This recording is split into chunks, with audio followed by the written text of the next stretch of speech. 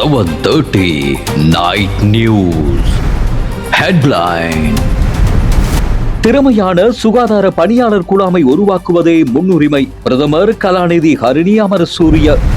சீன கம்யூனிஸ்ட் கட்சியின் 105வது ஆண்டு நிறைவு விழா கொழும்பில் விமரிசையான கொண்டாட்டம்.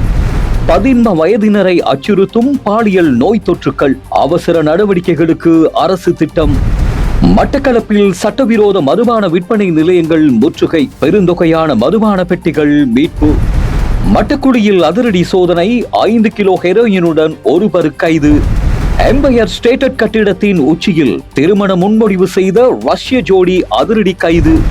FIFA உலக கிண்ணம் பெனால்டி வாய்ப்பால் செனகலை வீழ்த்தியது பெல்ஜியம். ஆயுள் மீடியா இரவு நேர பிரதான செய்திகள். செய்திகளை வாசிப்பவர் ஜெகதீஸ்வரன் மனிஷா. வணக்கம். நீங்கள் இணைந்திருப்பது இலங்கையில் சமூக வலைதளங்களில் அவதானத்துடன் செய்திகளை வழங்கும் ஆயுள் மீடியா இரவு நேர பிரதான செய்திகளோடு.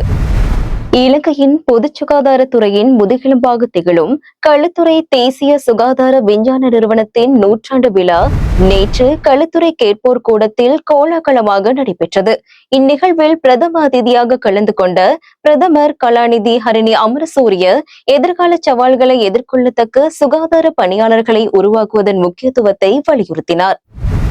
நாட்டின் பொது சுகாதார கட்டமைப்பில் இந்த நிறுவனம் ஆற்றி வரும் பணி ஒரு 100ஆண்டு கால வரலாற்றை கொண்டது. முதுமை அடையும் சனத்தொகை, தொற்றா நோய்களின் அதிகரிப்பு மற்றும் காலநிலை மாற்றத்தால் ஏற்படும் புதிய சுகாதார அச்சுறுத்தல்களை எதிர்கொள்ள மாறி வரும் தேவைகளுக்கு ஏற்ப தங்களை மாற்றிக்கொள்ளக்கூடிய திறமையான சுகாதார பணியாளர்கள் குழாமை உருவாக்குவதே எமது தற்போதைய பிரதான இலக்காகும். தாய் சேய் நலம், நோய் தடுப்பு திட்டங்கள் போன்ற துறைகளில் இலங்கை அடைந்துள்ள சாதனைகளுக்கு இவ்வாறான சுகாதார நிறுவனங்களின் அர்ப்பணிப்பே காரணம் என்பதை பிரதமர் சுட்டிக்காட்டினார். அத்துடன் சுகாதாரத்துறையில் நவீன தொழில்நுட்பம் மற்றும் டிஜிட்டல் கட்டமைப்புகளை மேம்படுத்த அரசாங்கம் தொடர்ந்தும் முதலீடு செய்து வருவதாகவும் அவர் தெரிவித்தார்.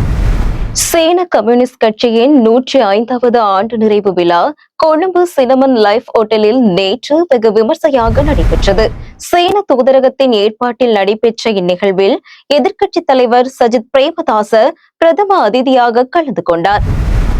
நிகழ்வில் உரையாற்றிய எதிர்க்கட்சித் தலைவர் சீனா உலகளாவிய பொருளாதார மற்றும் தொழில்நுட்ப வல்லரசாக உருவெடுப்பதற்கு சீன கம்யூனிஸ்ட் கட்சி ஆற்றிய வரலாற்று பங்களிப்பை பாராட்டினார். சீனாவின் நவீன பொருளாதார அணுகுமுறைகள், புத்தாக்கம் மற்றும் சமூக சமத்துவத்தை மேம்படுத்தும் வளர்ச்சி மாதிரி ஆகியவை பிற நாடுகளுக்கு முன்னுதாரணமாக அமைந்துள்ளதாக அவர் சுட்டிக்காட்டினார். சீனாவின் வளர்ச்சி பாதையிலிருந்து சீர்திருத்தங்களை நடைமுறைப்படுத்துவதில் அவர்கள் காட்டும் அர்ப்பணிப்பில் இருந்தும் இலங்கை கற்றுக்கொள்ள வேண்டிய பாடங்கள் பல உள்ளன என்றும் அவர் தெரிவித்தார். மேலும் தனது தலைமையிலான ஐக்கிய மக்கள் சக்தியின் கொள்கைகளுக்கும் சீன கம்யூனிஸ்ட் கட்சியின் பொருளாதார அணுகுமுறைகளுக்கும் இடையே பல ஒற்றுமைகள் காணப்படுவதாக குறிப்பிட்ட சஜித் பிரேமதாச இரு நாடுகளுக்கும் இடையிலான நீண்ட கால நட்புறவையும் கட்சிக்கு இடையிலான ஒத்துழைப்பையும் மேலும் வலுப்படுத்த தான் அர்ப்பணிப்புடன் செயல்படுவதாகவும் உறுதிபட தெரிவித்துள்ளார். பாடசாலை மற்றும் பல்கலைக்கழக மாணவர்கள் மத்தியில் பாலியல் ரீதியாக பரவும் நோய் தொற்றுகள் அதிகரித்து வருவதாக ஊடக மற்றும் சுகாதார அமைச்சர் வைத்தியர் நலிந்த ஜாயதிச கவலை வெளியிட்டுள்ளார். இது குறித்து அரசாங்கம் தற்போது தீவிர கவனம் செலுத்தி வருவதாகவும் அவர் தெரிவித்துள்ளார். கடந்த ஆண்டுகளுடன் ஒப்பிடுகையில் HIV மற்றும் ஏனைய பாலியல் ரீதியான நோய் தொற்றுகள் 15 வயது இளைஞர் யுவதிகளிடையே அதிகரித்து வருகின்றன. சுகாதார அமைச்சின் விசேட தரவுகள் மற்றும் மாணவர்களிடையே நடத்தப்பட்ட மருத்துவ பரிசோதனைகள் மூலம் இது உறுதி செய்யப்பட்டுள்ளது. இது குறித்து பிரதமருடன் விரிவாக கலந்துரையாடியுள்ளோம். அரசாங்கம் என்ற ரீதியில் இந்த ஆபத்தான நிலையை கட்டுப்படுத்துவதற்கான அவசர நடவடிக்கைகள் முன்னெடுக்கப்பட்டு வருகின்றன. இதனிடையே பிள்ளைகளின் எதிர்காலத்தை பாதிக்கும் மற்றும் ஒரு முக்கிய காரணியாக டிஜிட்டல் அடிமைத்தனம் குறித்து மருத்துவ நிபுணர்கள் எச்சரிக்கை விடுத்துள்ளனர். சமூக ஊடகங்கள் மற்றும் டிஜிட்டல் திரைகளுக்கு அடிமையாவது பிள்ளைகளை எதிர்காலத்தில் போதைப்பொருள் பயன்பாட்டிற்கு தூண்டுவதாக மனநல மருத்துவர் சமைந்த வீரசிறி வர்த்தன குறிப்பிட்டுள்ளார். விழிப்புணர்வு இன்மையால் மாணவர்கள் இத்தகைய ஆபத்துகளுக்கு இறையுவதாக கூறப்படும் நிலையில் சம்பந்தப்பட்ட அனைத்து தரப்பினரையும் ஒன்றிணைத்து விழிப்புணர்வு நடவடிக்கைகளை முன்னெடுக்க அரசாங்கம் திட்டமிட்டுள்ளது. மட்டக்களப்பு மாவட்டத்தில் சட்டவிரோதமாக மதுபான விற்பனையில் ஈடுபட்டு வந்த 5 மதுபான விற்பனை நிலையங்களை கொழும்பிலிருந்து வருகை தந்த விசேட போலீஸ் குழுவினர் நேற்று முற்றுகையிட்டுள்ளனர். நாடு தழுவிய ரீதியில் முன்னெடுக்கப்பட்டு வரும் விசேட சோதனை நடவடிக்கைகளின் ஒரு பகுதியாக மட்டக்களப்பு பகுதியிலிருந்து அதிகளவான சட்டவிரோத மதுபானங்கள் விநியோகிக்கப்படுவதாக போலீசாருக்கு ரகசிய தகவல் கிடைத்துள்ளது. இதனைத் தொடர்ந்து கொழும்பிலிருந்து வருகை தந்த விசேட போலீஸ் பிரிவினர் மட்டக்களப்பு நகரின் பல பகுதிகளில் அமைந்துள்ள மதுபான விற்பனை நிலையங்களை சுற்றி வளைத்து சோதனையிட்டனர். இந்த சோதனையின் போது விற்பனைக்காக மறைத்து வைக்கப்பட்டிருந்த பெருந்தொகையான மதுபான பெட்டிகள் போலீசாரால் கைப்பற்றப்பட்டன. சட்டவிரோத மதுபான விற்பனை மற்றும் வரி ஏய்ப்பு சம்பவங்கள் தொடர்பில் இந்த நடவடிக்கைகள் மேற்கொள்ளப்பட்டுள்ளதாக போலீசார் தெரிவித்துள்ளனர். கைப்பற்றப்பட்ட மதுபான பெட்டிகள் மற்றும் விற்பனை நிலையங்கள் தொடர்பான மேலதிக சட்ட நடவடிக்கைகளை மேற்கொள்வதற்காக அந்தந்த பகுதி மதுவரி திணைக்கள அதிகாரிகளிடம் ஒப்படைக்கப்படும் என சம்பவ இடத்தில் இருந்த விசேட போலீஸ் பிரிவினர் தெரிவித்துள்ளனர். மட்டக்குளி பகுதியில் முன்னெடுக்கப்பட்ட விசேட சோதனை நடவடிக்கையின் போது சுமார் 5 கிலோகிராமிற்கும் அதிக எடையுள்ள ஹெரோயின் போதைப் பொருளுடன் நபர் ஒருவர் கைது செய்யப்பட்டுள்ளார். கொழும்பு குற்றத்தடுப்பு பிரிவின் அதிகாரிகளுக்கு கிடைக்கப்பெற்ற ரகசிய தகவலுக்கு அமைய நேற்று பிற்பகல் குறித்த பகுதியில் இந்த சோதனை நடவடிக்கை முன்னெடுக்கப்பட்டது. இதன்போது கொழும்பு 10 பகுதியை சேர்ந்த 40 வயதுடைய சந்தேக நபர் ஒருவர் போலீசாரால் கைது செய்யப்பட்டுள்ளார். அவரிடமிருந்து 5 கிலோகிராம் 140 கிராம் ஹெரோயின் போதைப் பொருள் கைப்பற்றப்பட்டுள்ளது. அத்துடன் போதைப் பொருள் கடத்தல் மூலம் ஈட்டப்பட்டதாக சந்தேகிக்கப்படும் 50,000 ரூபாய் பணம் மற்றும் கடத்தல் நடவடிக்கைகளுக்காக பயன்படுத்தப்பட்டதாக கூறப்படும் 2 கைபேசிகளையும் போலீசார் மீட்டுள்ளனர். கைது செய்யப்பட்ட சந்தேக நபர் மேலதிக விசாரணைகளுக்காக மட்டக்குளி போலீசாரிடம் ஒப்படைக்கப்பட்டுள்ளார். சம்பவம் தொடர்பில் மட்டக்குளி போலீசார் மேலதிக விசாரணைகளை முன்னெடுத்து வருகின்றனர். நியூயார்க் நகரின் புகழ்பெற்ற எம்பயர் ஸ்டேட் கட்டிடத்தின் உச்சியில் ஆபத்தான முறையில் ஏறி திருமண முன்மொழிவை செய்த ரஷ்யாவைச் சேர்ந்த இளம் ஜோடியினர் அமெரிக்க போலீசாரால் கைது செய்யப்பட்டுள்ளனர்.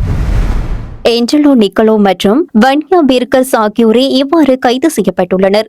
சுமார் 1454 அடி உயரமான இக்கட்டிடத்தின் தொலைத்தொடர்பு கோபுர உச்சிக்கு எவ்வித பாதுகாப்பு உபகரணங்களும் இன்றி கருப்பு நிற ஆடைகளை அணிந்தபடி அவர்கள் ஏறியுள்ளனர். இந்த சாகசத்தை அவர்கள் சமூக ஊடகங்களில் நேரடியாக பதிவு செய்துள்ளனர். அத்துடன் அதிகாரத்தின் மீதான காதலை விட காதலின் அதிகாரம் மேலோங்கும் போது உலகம் அமைதியை அறியும் என்ற வாசகம் பொறிக்கப்பட்ட கொடியொன்றையும் அவர்கள் அங்கு பறக்கவிட்டுள்ளனர்.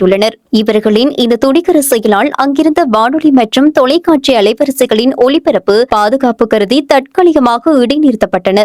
மின்சார விநியோகத்துடன் இயங்கும் இக்கோபுரத்தின் மீது ஏறியதால் அவர்கள் கடுமையான கதிர்வீச்சு தாக்கத்திற்கும் உள்ளாக்கும் அபாயம் இருந்ததாகவும் அதிகாரிகள் எச்சரிக்கின்றனர். சட்டவிரோதமாக கட்டிடத்தின் உச்சிக்கு சென்ற குற்றச்சாட்டின் பேரில் கைது செய்யப்பட்டுள்ள இந்த ஜோடியினர் மீது அமெரிக்க போலீசார் மேலதிக விசாரணைகளை முன்னெடுத்து வருகின்றனர்.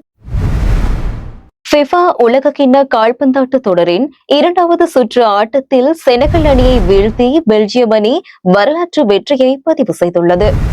போட்டியின் ஆரம்பத்தில் செனகல் அணியின் ஆதிக்கம் மேலோங்கி இருந்தது. ஆட்டத்தின் 24வது நிமிடத்தில் ஹபீப் டைராவும் 51வது நிமிடத்தில் இஸ்மாயிலா ஷாரும் தலா ஒரு கோல் அடிக்க செனகல் அணி 2-0 என்ற கணக்கில் வலுவான முன்னிலை பெற்றிருந்தது. தோல்வியின் விளிம்பில் இருந்த பெல்ஜியம் அணி ஆட்டத்தின் இறுதி நிமிடங்களில் அபாரமாக மீண்டெழுந்து 86வது நிமிடத்தில் ரோம்லு லூகாவும் 89வது நிமிடத்தில் யூரி டைமெலன்ஸும் கோல்களை புகுத்த ஆட்டம் 2-2 என்ற சமநிலையை எட்டியது. வெற்றியை தீர்மானிக்க வழங்கப்பட்ட மேலதிக நேரத்திலும் இரு அணிகளும் கடுமையாக போராடின. இறுதியில் ஆட்டத்தின் 125வது நிமிடத்தில் பெல்ஜியம் அணிக்கு கிடைத்த பெனால்டி வாய்ப்பை மிக சரியாக பயன்படுத்திக் கொண்ட யூரி டைமெலன்ஸ் வெற்றி கோலை அடித்து பெல்ஜியம் அணியின் வெற்றியை உறுதி செய்தார். இறுதியில் 3-2 என்ற கோல் கணக்கில் பெல்ஜியம் அணி வெற்றி பெற்று தொடரின் அடுத்த சுற்றுக்கு முன்னேறியுள்ளது.